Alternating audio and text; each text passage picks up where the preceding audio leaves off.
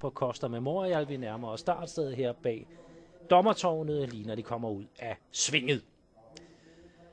Der gik starten til Costa Memorial 2011. Der køres reelt om det. 5 O'Grady stryder til føring. 5 O'Grady til føring udvendigt 6.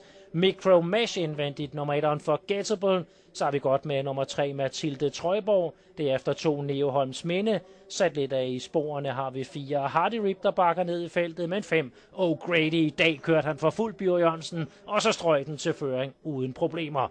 5 O'Grady. Colgini har sat sig til rette udvendigt med nummer 6 Micro Mesh. Inden bagved sidder nummer 1 Unforgettable. Så har vi som anden hest i anden spor i øjeblikket løbets favorit nummer 3 Mathilde Trøjborg.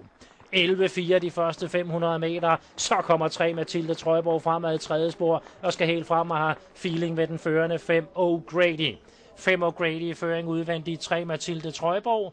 Næste passer indvendigt godt med nummer 1 Unforgettable, udvendigt 6 Micro Mesh. Tredje hest indvendigt er 6 OKB, udvendigt 2 Neo Holms Minde. Sidste feltet indvendigt 4 Hardy Rip, udvendigt 7 Copper Beach.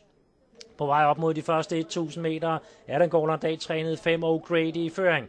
Og de første 1000 meter afviklet der, det er sket på 10,9. Så der er topfart på løbet her ind mod sidste sving, hvor der virkelig bliver spænding om det med Costa Memorial 2011.